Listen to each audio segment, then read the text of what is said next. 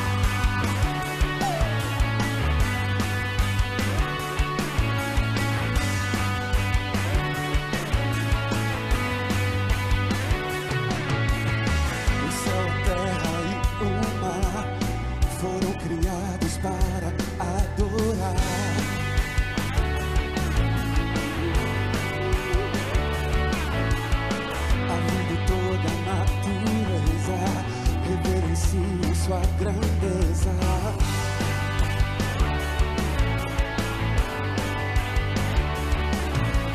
o rio se entrega aos oceanos e obedece os seus planos. O universo chama, vem, que todos o adorem. Eu vou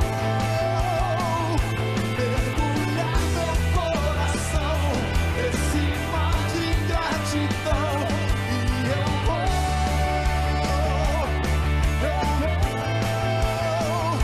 minha alma livre está pra viver e adorar. Eu vou.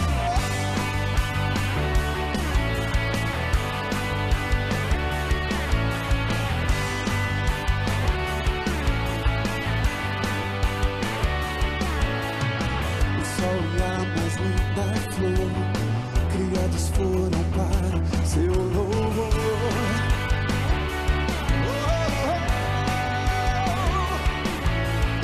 O homem e toda a criação se rendem em sincera devoção.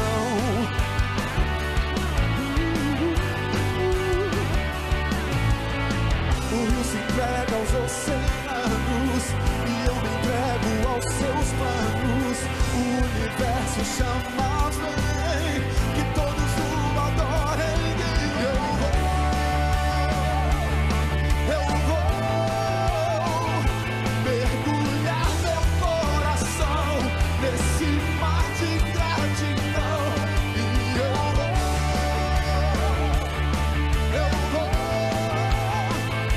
minha alma livre está pra viver e adorar. Eu nasci e vivo pra sua glória. Seu poder deu vida à minha história. Tudo que há em mim é fruto do favor do Deus Criador. Eu nasci e vivo pra tua glória. Seu poder deu vida à minha história. Tudo que há em mim é fruto do favor. Do Deus Criador. Quantos podem erguer a sua voz e dar um grito de júbilo ao Deus vivo e verdadeiro? Se você estiver com saúde, sai do chão agora.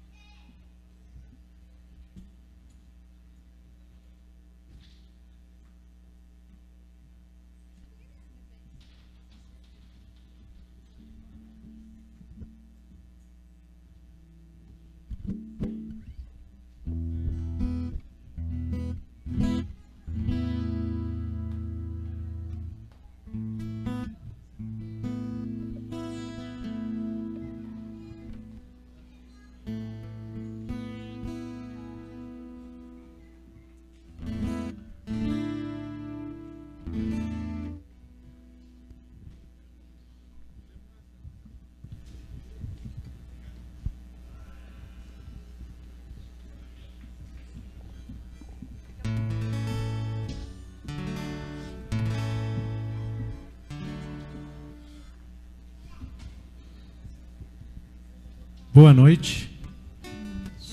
Boa noite. Tá frio hoje, né? Todo mundo cheio da roupa, agarradinho no irmão do lado. Mas tem pouca gente, né? Quem sabe a gente não levanta, dá um oi para a pessoa que está do seu lado, atrás de você. Vamos se cumprimentar? Dá um oi, cumprimenta.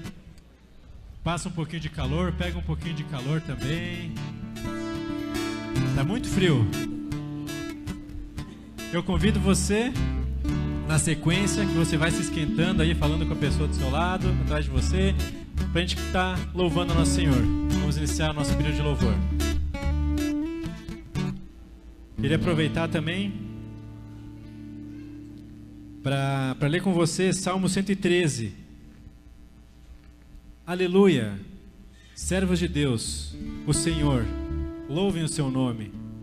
Que o nome do Senhor seja louvado, agora e para sempre. Desde o nascer até o pôr do sol, que o nome do Senhor seja louvado.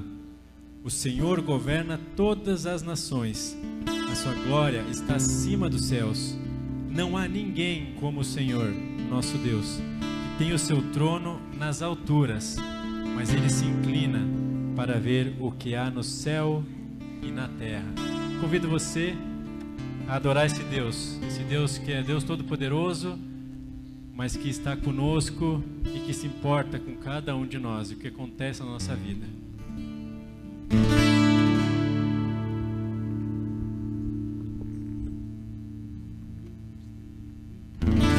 Tua palavra me limpa, teu amor me faz feliz, eu sei. Tua graça me basta,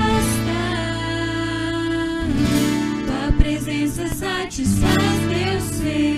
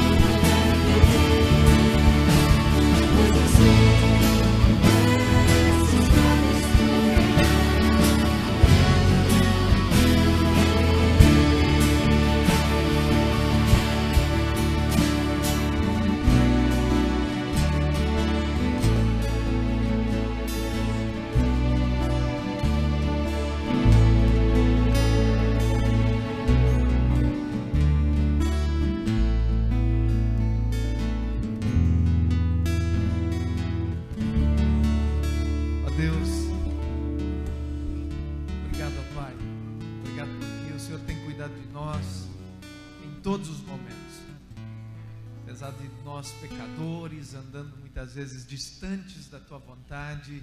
O Senhor tem nos amado, nos perdoado, renovado, ó Deus, esse cuidado para conosco a cada dia. Obrigado, Senhor. Obrigado por todas as coisas. Obrigado porque podemos estar aqui nessa noite como família para louvar o teu nome e para ouvir também da tua palavra. Ajuda-nos, ó Deus, a cultuar a ti e ter essa conexão, ó Deus, comunitária também contigo. É o que eu te peço, Senhor, em nome de Jesus. Amém. Você pode assentar-se. Eu só quero lembrar a você, na próxima sexta-feira, nós teremos aqui na igreja uma vigília de oração. E essa vigília, esse mês a gente está trabalhando o tema família. Então a gente vai trabalhar essa vigília bastante voltada para a questão da família. Traga a tua família, teus filhos, para orarem aqui na igreja. Na sexta-feira, das 21 às 23 horas. Só 2 horas de oração aqui. Eu conto com a presença de vocês. Também agradecendo a Deus pela viagem. O pessoal da missão foi lá visitar a missão Coaiuá, foi um ônibus aí da nossa igreja. Chegaram agora à tarde, cansados. Um ou outro veio aqui ao culto. Deus abençoe. Vi a Ilquias aqui no culto, ela que organizou toda essa questão da viagem. E ela, como presidente da Sociedade Auxiliadora Feminina, da SAF, já lembra as irmãs que no próximo domingo vocês vão ter uma plenária após o culto, ok? Então as irmãs da SAF já estejam vindo preparadas para essa breve reunião pós-culto. No dia 9 de junho, num sábado, o pastor Josadak estará aqui conosco. Ele ministrará um curso das 13h30 às 20 horas. Vai estar trabalhando e dando essa capacitação na Bíblia do Discipulado, uma Bíblia de comentário, de autoria, os comentários de autoria dele e mais um outro irmão. E nós aqui conhecemos o pastor Josadak, sua seriedade em relação às Escrituras. E nesse sentido, né, a Bíblia do Discipulado é um curso assim imperdível para você que faz parte da igreja. Ele tem um investimento que você pode falar assim, mas é um pouco alto, né? Mas você ganha todo o material e ganha essa Bíblia depois também no final do curso. A inscrição para o curso é R$90. E eu conto aí também com a vontade de participar de vocês. Se alguém não tem condições, pode me procurar, a gente vai dar um jeito. E quem tem condições, por favor, se inscreva nesse curso. É uma oportunidade para a gente entender melhor e saber melhor como abordar as pessoas na questão da evangelização e do discipulado. Eu quero também agradecer nesse momento pessoas que estão aqui pela primeira vez. Hoje temos poucas pessoas na igreja, mas certamente nós sempre temos um ou outro pela primeira vez entre nós. Então você é muito bem-vindo, sinta-se bem aqui e não vá embora antes de receber um presentinho nosso no final do culto. No final do culto, acabou o culto, você sai do seu lugar, vem aqui à frente, vai ter aí um casal ou algumas pessoas que estarão entregando um presentinho para você, ok? A palavra de Deus nos fala em relação à nossa fidelidade também financeira a Deus, e nós somos sempre muito gratos em poder entregar ao Senhor os nossos dízimos e ofertas. A única motivação que Deus recebe de nós é a questão da gratidão. Deus nunca pede de nós aquilo que Ele já não nos deu. Ele nos dá, e como prova de fidelidade a Ele, nós devolvemos investindo na obra do Senhor, porque o que você entrega é investido na obra do Senhor, aqui no templo, com os pastores e também com missionários espalhados aí em alguns locais do mundo, obras sociais que a gente procura fazer, enfim. Mas é uma prova que Deus coloca, porque a gente ama demais o dinheiro. É meu, a gente ganhou, eu ganhei e tal. E essa prova se dá no sentido de que Deus quer sempre lembrar para a gente que nada é nosso, tudo é dele, e Ele vai nos sustentar. O que cabe a nós é obedecer a sua vontade, com alegria e gratidão no coração. Se você for trazer a tua contribuição com peso no coração, nem traga, porque Deus abençoa a quem dá com alegria, e a alegria traz, e ela vem a partir da gratidão no coração. Então vamos nos colocar em pé, vamos cantar uma canção, diz que nós somos gratos ao Senhor.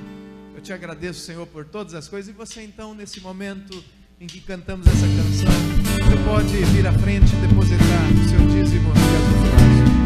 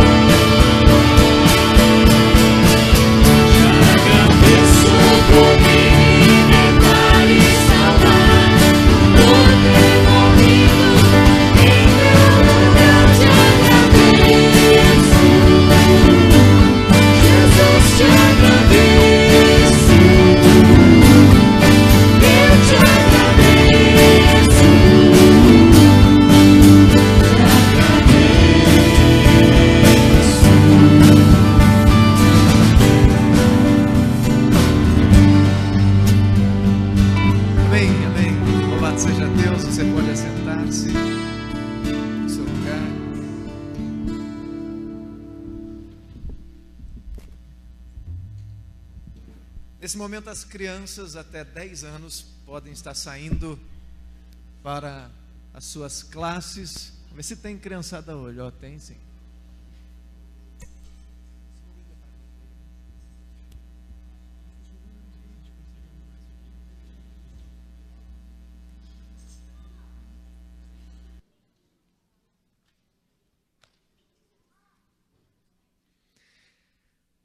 Temos alguns irmãos nossos hoje em Araruna, na congregação de Araruna, parte da UPH. Algumas famílias foram fazer um trabalho lá também. O pastor João estará pregando lá em Araruna.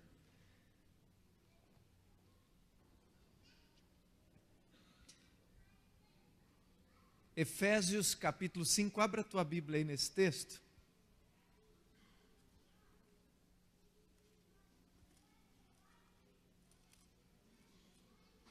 Efésios capítulo 5. A gente vai falar um pouquinho sobre a redenção do casamento.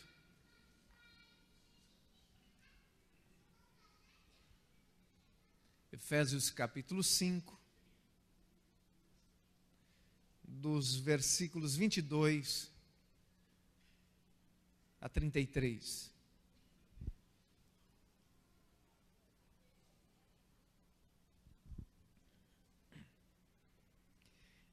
A palavra de Deus diz assim: as mulheres sejam submissas ao seu próprio marido como ao Senhor, porque o marido é o cabeça da mulher, como também Cristo é o cabeça da igreja, sendo este mesmo o Salvador do corpo.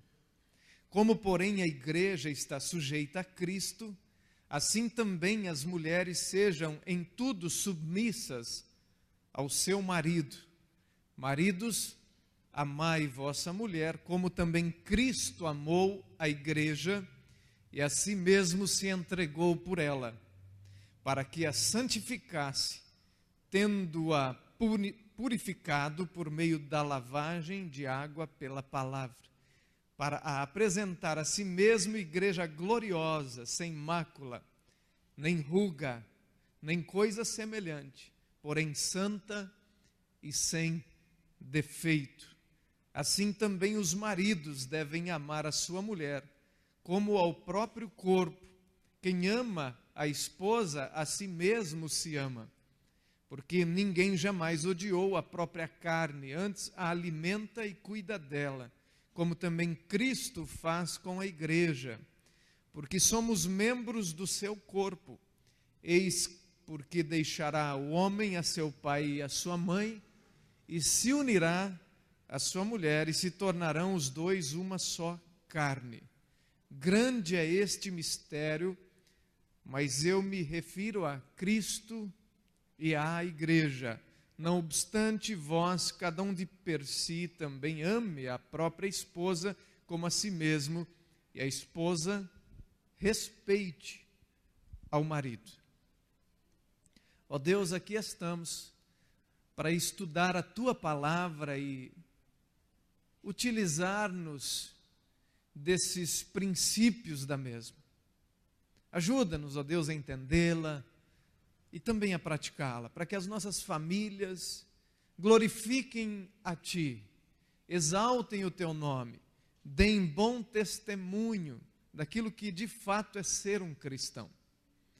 Nos ajuda, Senhor, nós temos tantas dificuldades, às vezes tantos problemas em família. Aliás, a maioria dos problemas, na verdade, residem nas famílias. Que haja cura nessa noite, que haja restauração, Senhor, que haja mudança de conceito, porque tudo começa aí, na maneira como nós enxergamos a vida. Que possamos enxergar a vida com os conceitos que nascem da Tua palavra, para que possamos viver esses princípios, ó Deus, e sermos então tremendamente abençoados por Ti. É o que eu te peço em nome de Jesus. Amém. O que dizem autores de livros não cristãos sobre o casamento?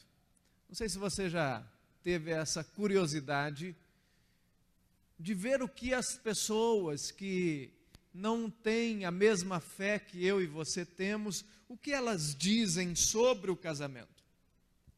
A maior crítica desses autores está na questão de que o casamento, como visto e pregado pelos cristãos, é algo ultrapassado, é obsoleto. O casamento que é demonstrado na Bíblia já é uma coisa falida, uma instituição que não deu certo na história e não tem como dar certo. É algo que já não cabe mais no século 21. Pessoas não cristãs escrevendo sobre casamento, principalmente defendem essa tese. Por quê? Porque esse negócio do homem ser o líder, por exemplo, como a Bíblia diz, não condiz nem com liberdade e nem com igualdade. São valores lá do século I, quando Paulo, quando Jesus, quando Moisés falou sobre casamento, eles refletiam o espírito da sua própria época. Esse espírito daquela época está ultrapassado, dizem essas pessoas. Nós não podemos mais ficar e sermos influenciados por aquelas pessoas do primeiro século. Devemos, portanto, abandonar esse modelo segundo as Escrituras. É assim que os autores de livros que não são cristãos vão trabalhar comigo e com você. Esse negócio da Bíblia dizer que a mulher precisa ser submissa, veja o que ocasionou isso na história. Homens e maridos autoritários, que exercem um domínio cruel sobre a mulher. A mulher, em todos os tempos, tem sido ultrajada, humilhada, abusada.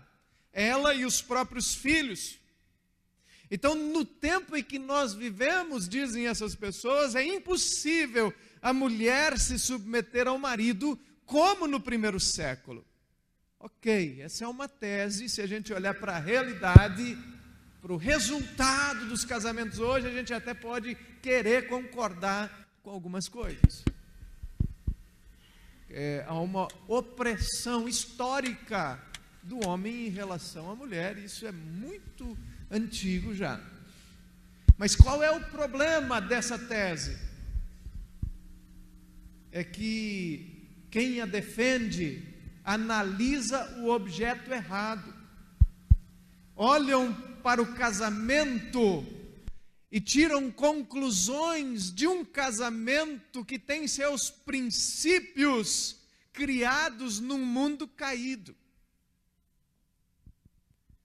O resultado de um casamento com princípios, olhando e refletindo um mundo caído, não um mundo criado por Deus e um mundo então redimido por Cristo, esse tipo de casamento fracassa mesmo. Esse tipo de casamento não traduz a vontade de Deus, nem na criação, nem a de Jesus na redenção. Então, quando essas pessoas olham e fazem uma leitura de onde chegamos e que esse tipo de casamento não dá mais certo e tudo mais, eles olham para um retrato sem filtro da queda. Uma foto nua e crua, sem Photoshop nenhum. E aí eles vão ver todos os defeitos, porque esse tipo de casamento reflete a queda. Hoje, esses autores não analisam um casamento cujo qual Deus idealizou lá na criação. Nem olham para o casamento cujo qual Cristo, a partir da sua obra, redimiu com o seu sacrifício. Eles visualizam apenas um casamento da queda, caído. E o casamento caído nesse casamento, a principal característica é o egoísmo. Quando o coração está cheio de egoísmo, o marido não vai amar a mulher, a sua esposa, como Cristo amou a igreja. Não vai. No mundo caído, onde o egoísmo é que fala mais alto, a mulher jamais vai ser submissa ao seu marido, pois quer viver a sua própria autonomia. Então, a análise feita a partir de dois seres ególatras, que têm como ídolos a si mesmos, duas pessoas que se casaram e ainda muitas vezes dizem ser cristãos, mas são pessoas que estão cheias de si e não cheias de Deus. Um casamento que não teve e não experimentou a redenção de Cristo na cruz. Então a gente pode dizer assim, e eles dizem, olha, está vendo? Não dá certo. E não vai dar certo mesmo. Não tem como dar certo. Quando há um afastamento do sentido original de casamento, da criação, sentido lá como Deus criou, veio a queda, arrebentou com esse sentido, mas aí vem Jesus e resgata o sentido na redenção. Então aí, a partir da redenção, há sim possibilidades concretas de o casamento então dar certo, inclusive no mundo de hoje. Então devemos estudar o casamento nessa perspectiva, irmãos. Como é o casamento na perspectiva de Deus? Como Deus criou o casamento? E depois, como é que o casamento sobrevive a partir daquilo que Jesus fez na cruz? Que a gente não está mais no paraíso. Nós caímos. Mas agora Jesus veio, fez sua obra e nos mostrou verdades importantes também na questão relacional. Casamento, homem e mulher. Desde cedo, jovens precisam se atentar para essas verdades. Então, se olharmos para esses princípios, e olharmos e obedecermos os princípios de Deus, nós vamos ver aqui que essa criação divina é uma das coisas mais sublimes que a gente pode experimentar, tanto como homem, tanto como mulher, nesse planeta, nessa curta passagem, nessa história que a gente acaba escrevendo aqui. O que eu vou dizer para vocês nessa noite não é fácil. Não sei se a maioria adivinhou e veio pouca gente. Vai falar, hoje o pastor vai pegar pesado, acho que eu nem vou, a orelha vai sair vermelha. Mas tem muita gente assistindo também na internet. Ou vai assistir depois também. Então o que eu vou falar hoje não é fácil para mim, não é fácil para você, não é fácil para ninguém. A estrada, o caminho, nunca foi fácil, sempre foi estreito.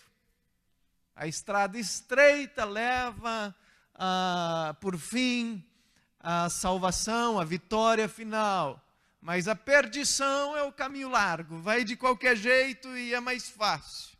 Então, dentro dessa perspectiva que você já vai preparando seu coração, que não é fácil, algumas coisas, né, que a gente vai precisar trabalhar aqui.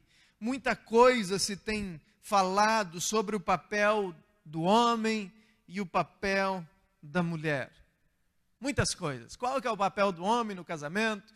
Qual o papel da mulher no casamento? Mas esse texto ele vai trazer basicamente duas coisas e resgatar dois princípios da criação. No papel do homem e da mulher. A mulher se submete voluntariamente ao seu marido. E o marido lidera a sua casa com amor. Com amor. É assim que o marido precisa liderar. Então, a gente vai falar praticamente dessas duas coisas. Submissão e liderança amorosa. Mas para isso a gente precisa tirar um pouquinho a poeira daquilo que a nossa cultura está falando, e muitas vezes a gente está no meio dessa neblina, a gente não consegue enxergar longe e tal. A gente precisa tirar um pouco dessa questão pós-moderna, desse espírito da nossa época que vai influenciando a gente, com filmes, com novelas, com documentários, com posições, com artigos e com pensamentos de hoje. Principalmente pensamentos oriundos de um feminismo adulterado pelo marxismo, que dá origem a todo tipo de aberração ideológica que você consegue imaginar. E aí, quando a gente fala de submissão, as feministas piram. É uma coisa terrível falar de submissão no nosso tempo. Por quê? Porque a gente acredita no sofisma da ideologia feminista. Eu já falei para vocês domingo passado o que é um sofisma. Sofisma é uma mentira contada como se fosse verdade. Mas no fundo a pessoa sabe que é mentira, mas ela quer gritar mais alto. Ela quer refutar o teu argumento verdadeiro com um argumento mentiroso. E essas premissas, elas nascem de sofismas. Olha só, primeiro sofisma. A submissão implica em desigualdade. Quando a gente fala de submissão, então vem o pessoal aí e vai dizer para você, não, a mulher é submissa, mas isso é absolutamente desigual. Todos nós somos iguais. E é verdade.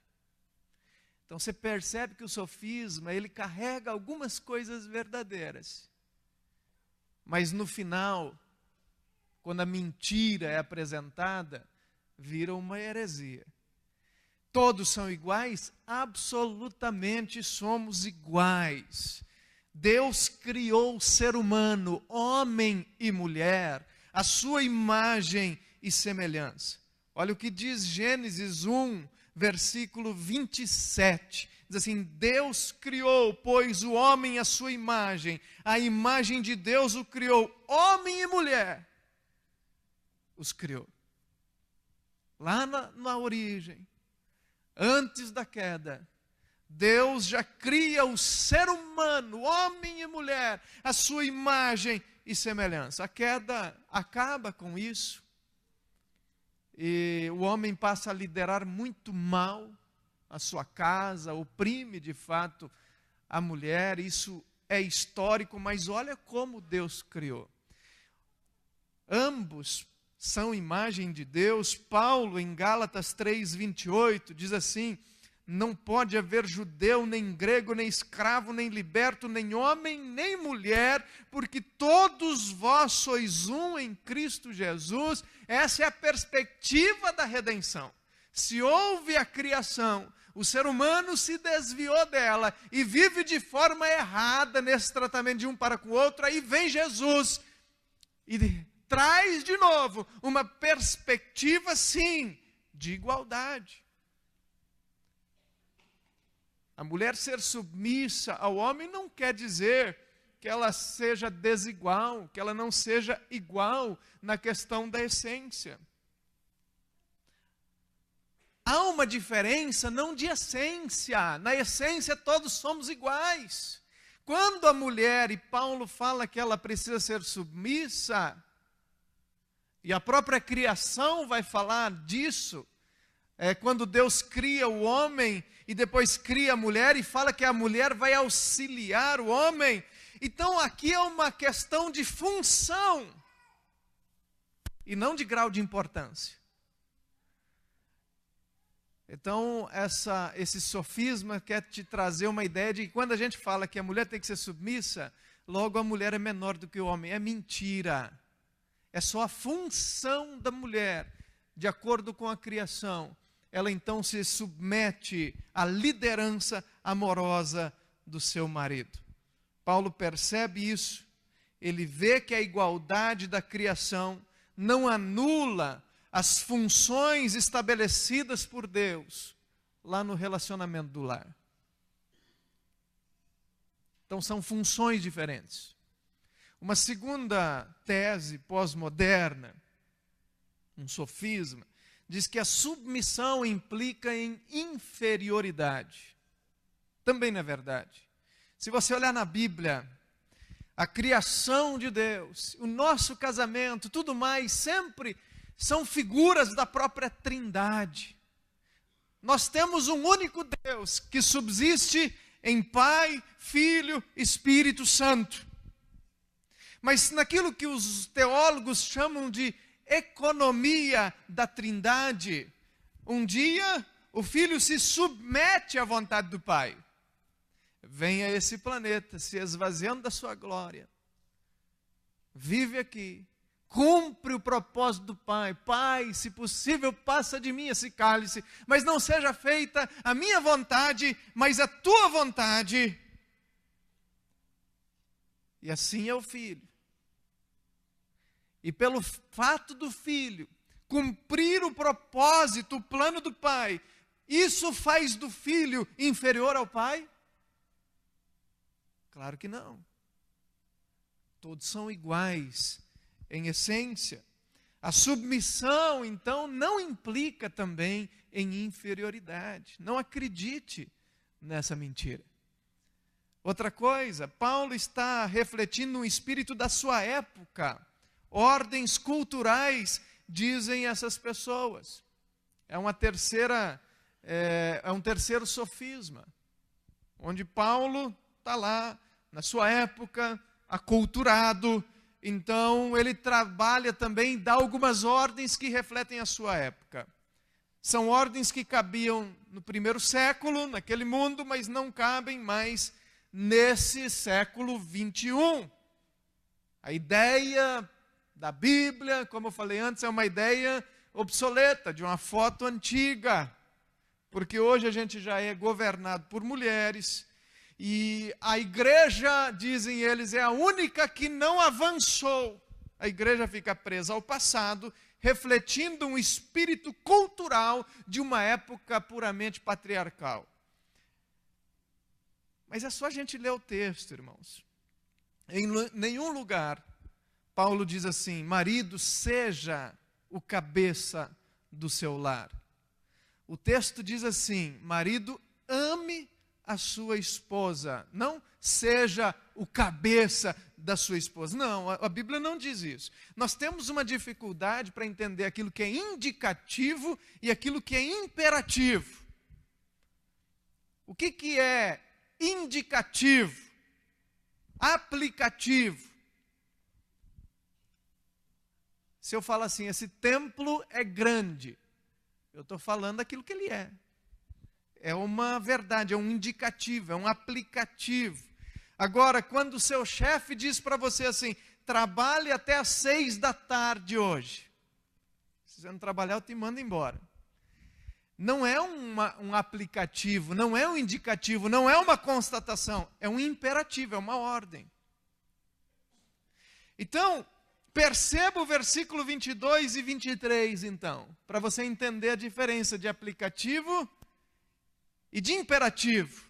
As mulheres sejam submissas ao seu próprio marido como ao Senhor. Aqui é uma ordem, porque o marido é o cabeça da mulher. Então aqui é um indicativo, o marido é. É como Deus criou. Não está falando marido seja, está falando o marido é, queira você ou não queira. Goste você ou não goste. É assim que Deus criou, é uma constatação. Não está dizendo assim, o marido precisa ser o cabeça. Ele é o cabeça. Se a mulher manda, é outros 500. Mas ele é o cabeça, como Cristo é o cabeça. Então, são dois fatos perceptíveis aqui. Saltam aos nossos olhos.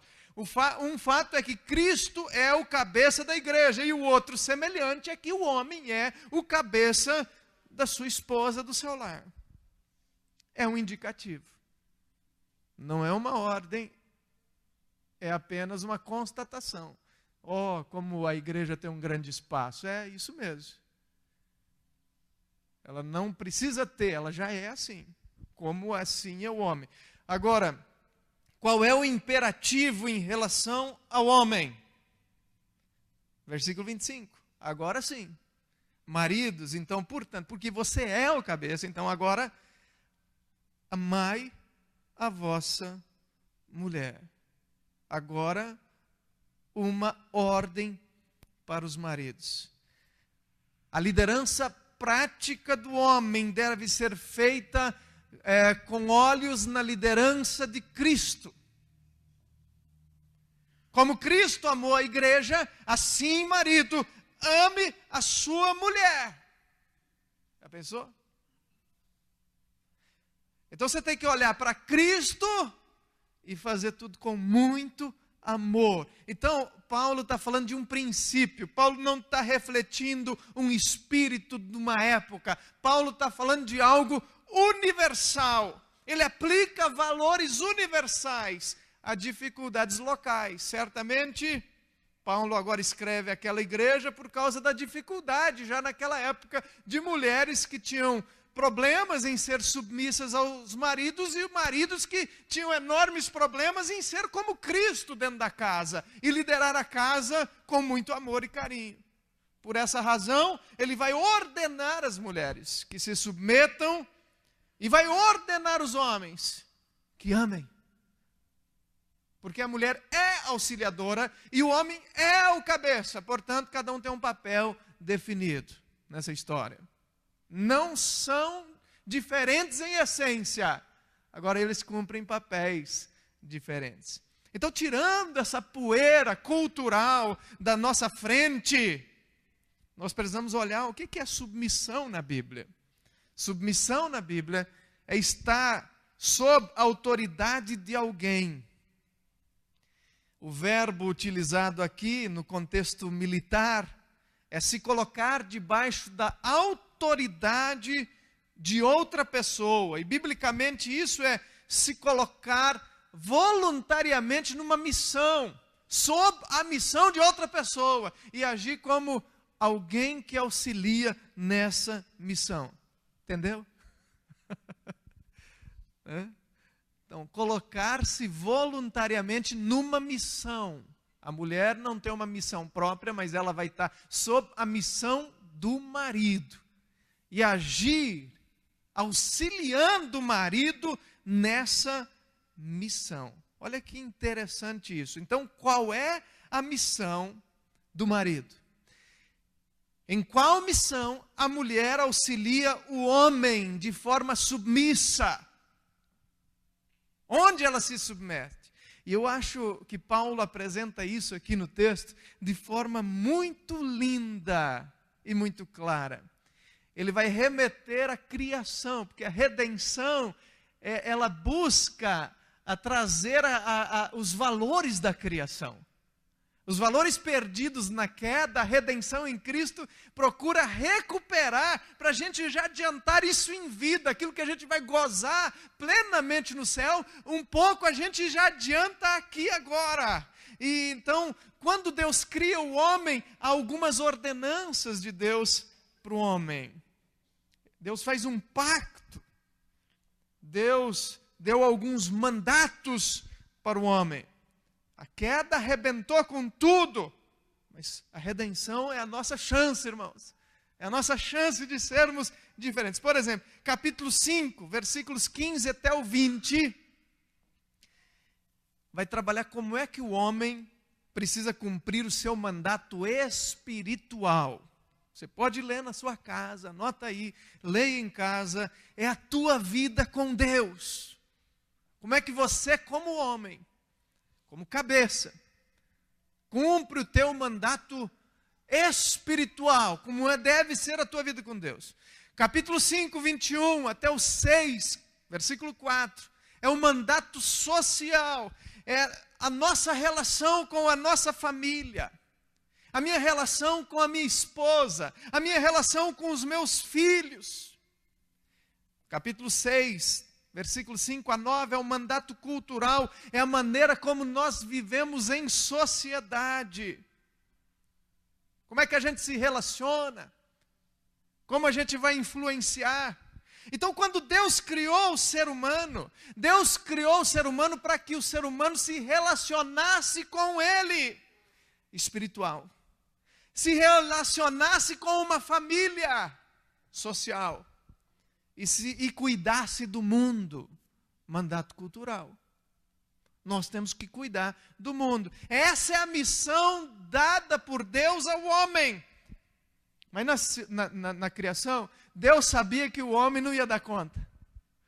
Não ia conseguir fazer sozinho, cumprir o seu papel espiritual, social, cultural. Não tinha jeito. E aí o que Deus fez? Uma auxiliadora. Idônea, igual. Deus faz isso. Ele chama ali do homem, ou pega e constrói ali do próprio homem uma mulher. E a chamou de auxiliadora idônea. Alguém que complementa o homem e o ajuda no cumprimento da missão.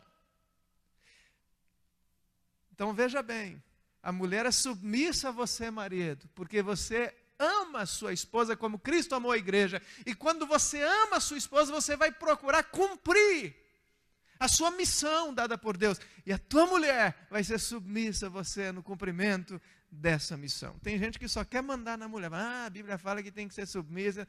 Tudo errado nesse sentido de interpretação.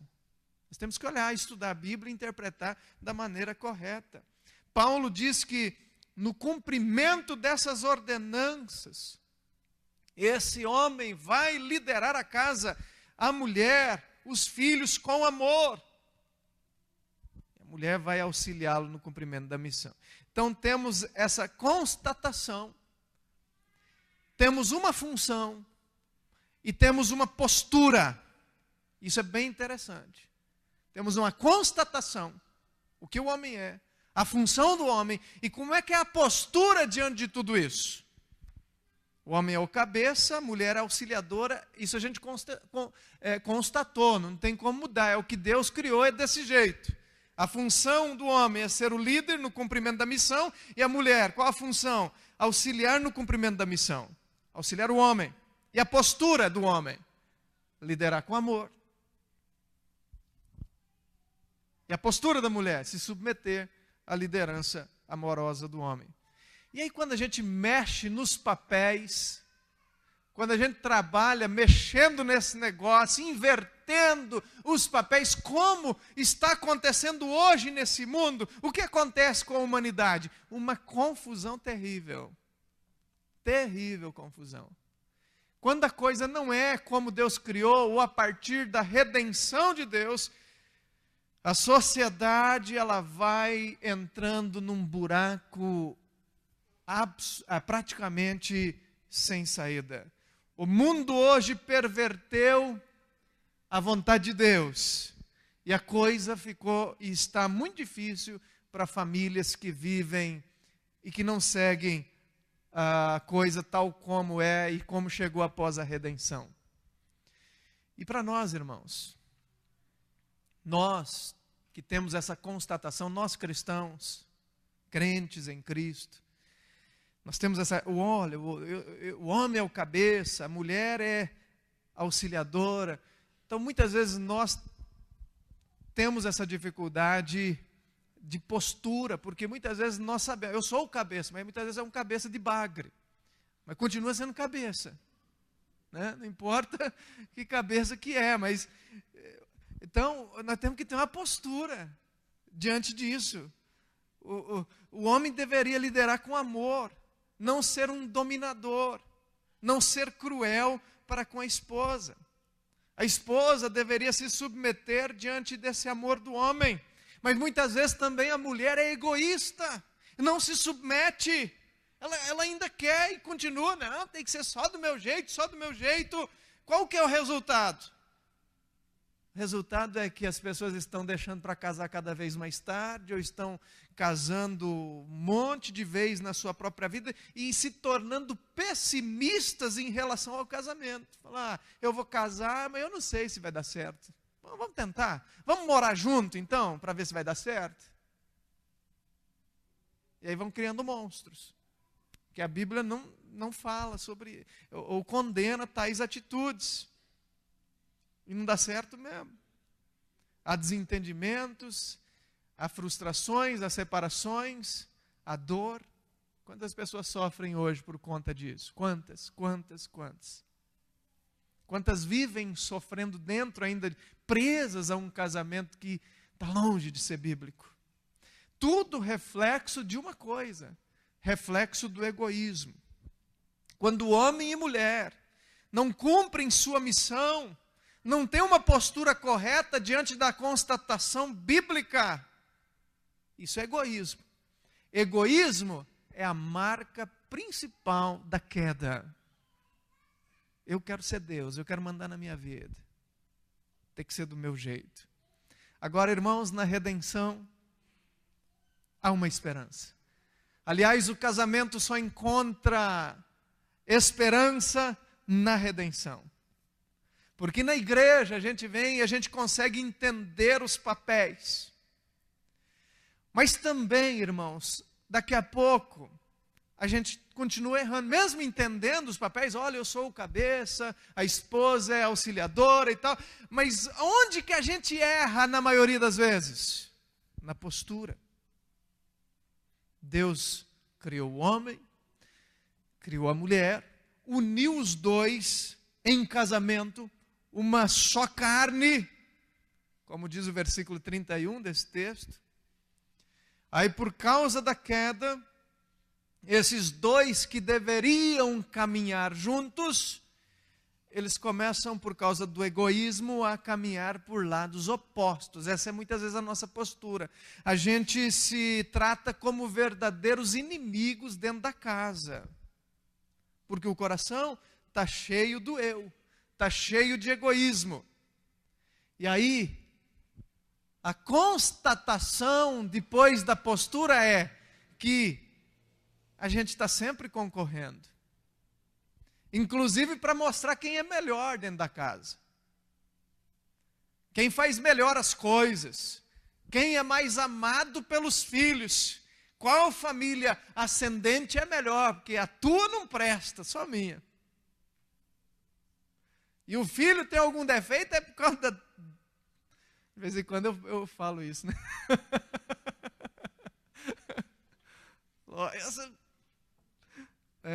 E você não olha para o tamanho do nariz que você tem, né?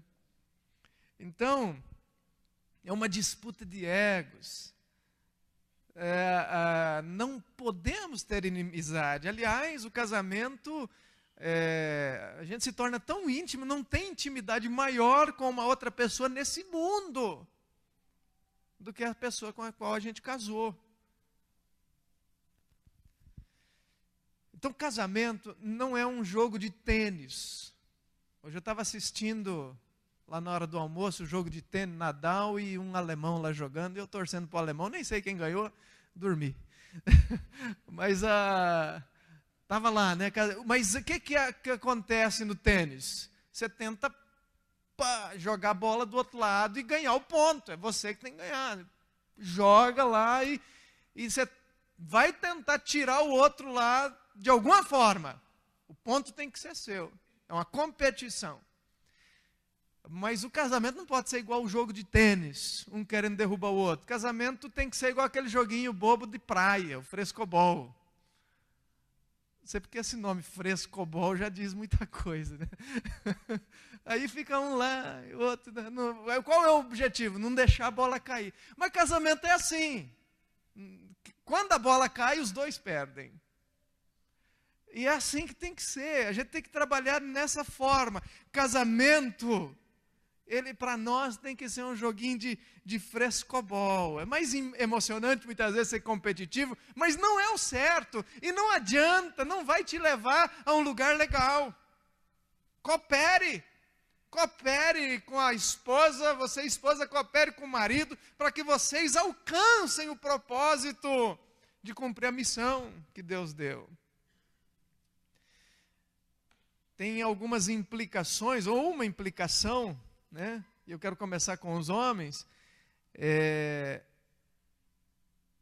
tirando essas fumaças desse espírito da nossa época, homem, não seja um dominador, mas seja um líder amoroso do seu lar.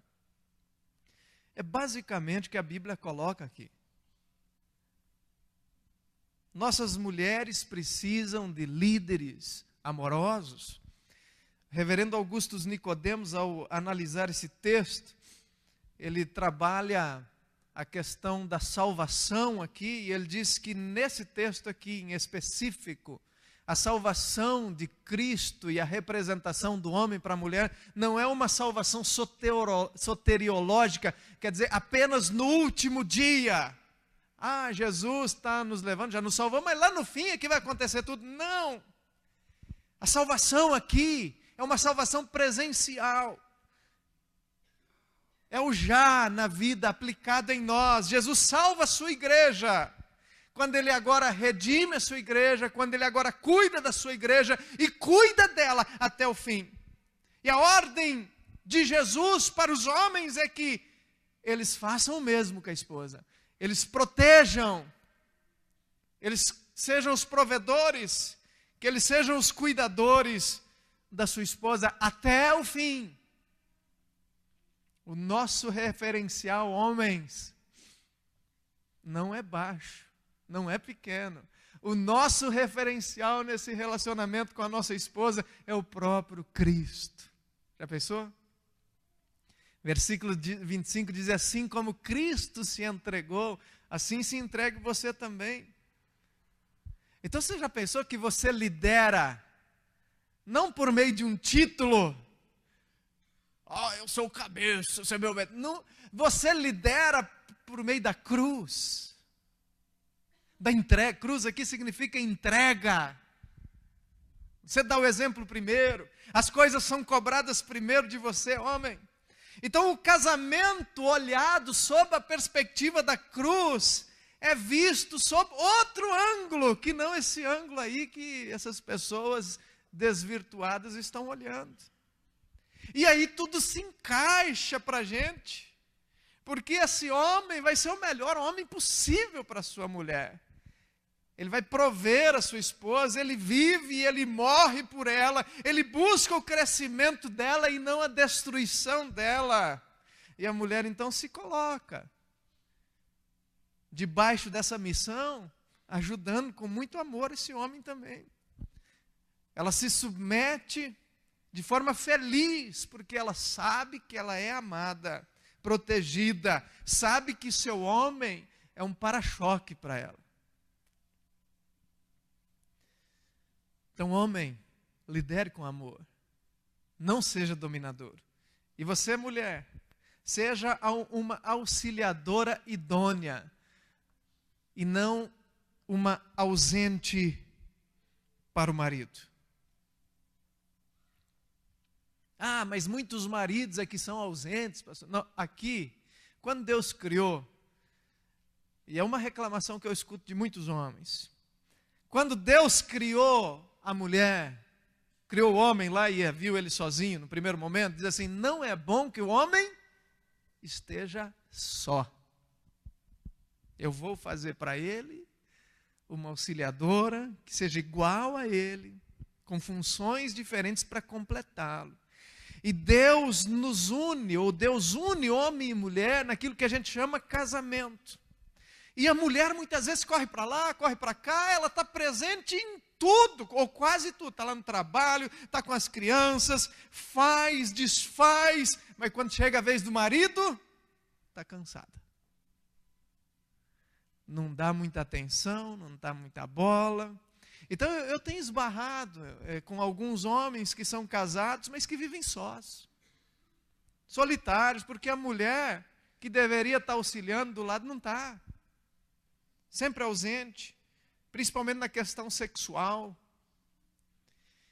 E essa questão sexual, ela é complicada. Paulo lá em 1 Coríntios 7:5, ele vai falar que no contexto de que o marido é da mulher e a mulher é do marido, um pertence ao outro, e ele diz assim, em determinado momento: não vos priveis um do outro. Aí é a questão sexual. Salvo talvez por mútuo consentimento, se os dois concordarem por algum tempo para a oração. Então, sem sexo, vamos orar. Vamos na vigília.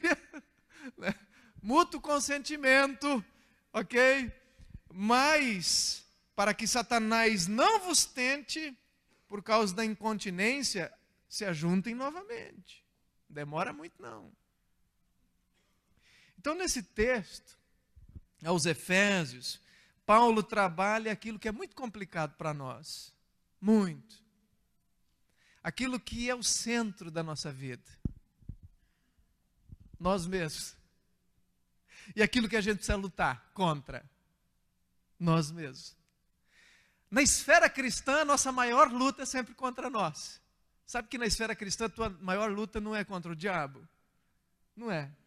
A tua maior luta é contra a carne. É contra você. Oh, como é difícil. Então, no casamento, também é um símbolo de uma luta contra nós mesmos. Contra o nosso egoísmo. Quando eu preciso amar a esposa e morrer para mim, para que eu consiga amar a esposa. E quando a esposa precisa se submeter ao marido e morrer para si mesma, para se submeter ao marido. Então o casamento é esse prisma, ele nos traz esse prisma, que é um símbolo da vida cristã. Aquele que quer ganhar a sua vida, vai perder a sua vida. Mas aquele que perder a sua vida por amor de mim, por amor desse ensinamento, desse evangelho, ganha a sua vida. Douglas Williams, que escreve sobre casamento, diz aqui que o casamento é esse símbolo da nossa relação, ou o casamento é símbolo da relação de Cristo com a sua própria igreja. Então, homem, se você não procurar ser um líder dentro da sua casa, tal qual foi Jesus, você estará contando uma mentira para a sua esposa e para os teus filhos. Sobre Jesus. Mulher, se você não se submete ao teu marido, como a igreja se submete a Cristo, você estará contando uma mentira para teu esposo e para teus filhos em relação à igreja. Porque nós somos símbolos da união de Cristo com a sua igreja. Já pensou? E qual a implicação disso? Talvez essa seja a explicação porque tantos filhos não amam a Cristo. Tantos filhos não estão dispostos a se submeter a Cristo. Pois vivem talvez uma vida inteira aprendendo de seus pais uma mentira em relação a Cristo, em relação à igreja. Então, meu irmão, minha irmã, no nosso dia a dia, precisamos levar uma liderança amorosa na nossa vida para demonstrarmos essa verdade sobre Cristo. E as mulheres, essa submissão respeitosa ao marido para levar essa verdade sobre a igreja. Para a geração que vem depois. Que nós somos responsáveis, como falei domingo passado, em passar o bastão para a geração que vem após a gente. Que Deus nos ajude a fazermos do nosso casamento um símbolo da própria relação de Deus para conosco. Porque no princípio Deus criou para isso. Houve a queda, rompeu com tudo. Mas na redenção o significado voltou com toda a força. Eu queria que você pensasse sobre isso. Quero convidar o grupo de louvor que vem à frente, nesse momento.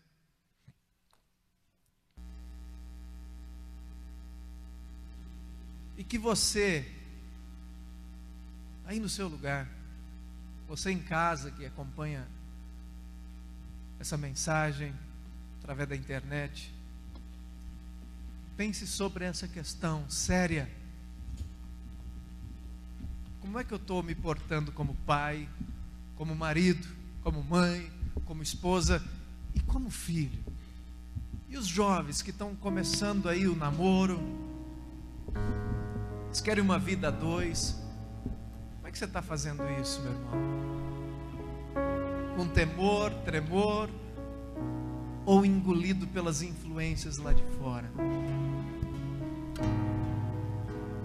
Então, marido, ama a tua esposa, ama de verdade. Mulher,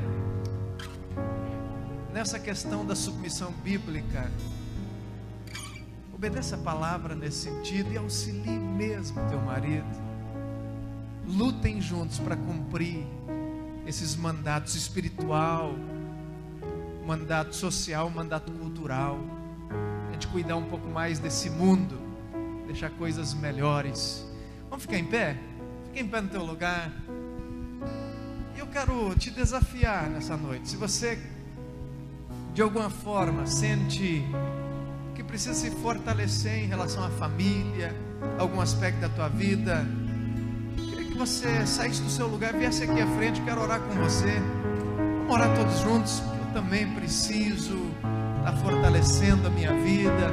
Se você quiser, vem aqui na frente enquanto a gente canta essa canção que fala: vem desfrutar do amor de Deus, você e sua casa. Então vem cá, vem desfrutar desse amor, você, sua casa, você jovem, você que quer ter uma vida a dois, você que ainda não tem, você que luta com aquele marido ou com aquela esposa que ainda não conhece essas verdades. Você fala: poxa, ele precisava estar aqui para ouvir essa verdade, ela precisava estar aqui. Continua orando, continua fazendo da forma bíblica, mesmo que unilateralmente muitas vezes, mas continua fazendo. Deus vai alcançar, e Deus vai abençoar a tua vida, em nome de Jesus. Creia nisso.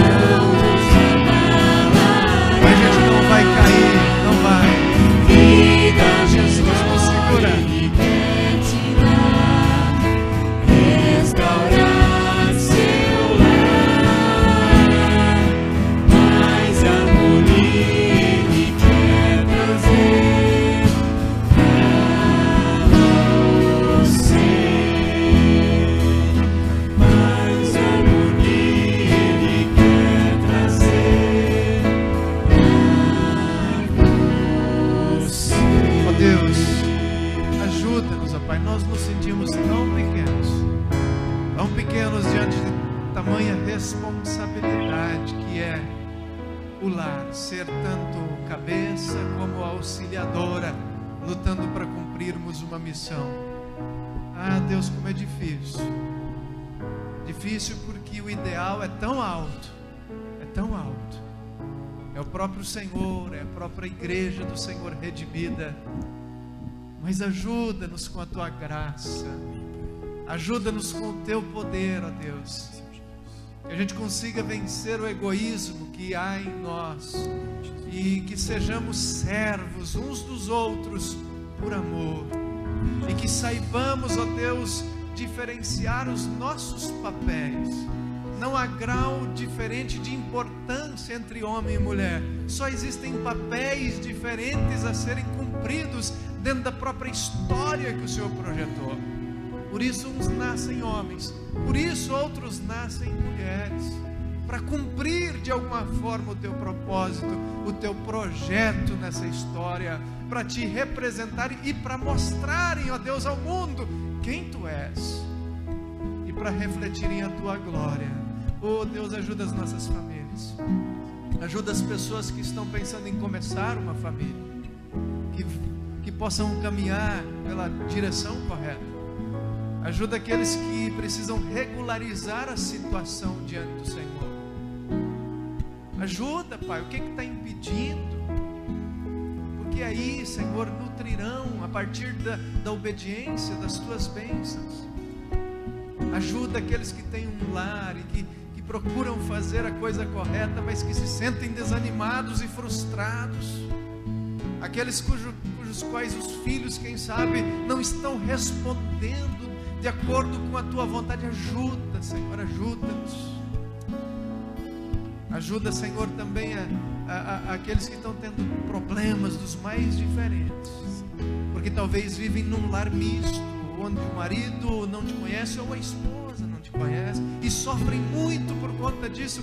Senhor, ajuda também, que mesmo que unilateralmente possamos cumprir com obediência a tua vontade, e certamente alcançaremos o nosso cônjuge, porque o Senhor vai restaurar esse lar. Nós temos fé, nós temos esperança. Obrigado, Pai, em nome de Jesus. Agora, irmãos, que a graça do nosso Senhor e Salvador Jesus Cristo, o amor infinito de nosso Deus e Pai, o consolo, a comunhão, o poder, a unção do Espírito Santo esteja sobre todos vós, sobre todo o povo de Deus, hoje e para todo sempre. Amém. Amém. Dê um abraço ao teu irmão. Tenha uma boa semana abençoada. E você que nos visita, está aqui pela primeira vez,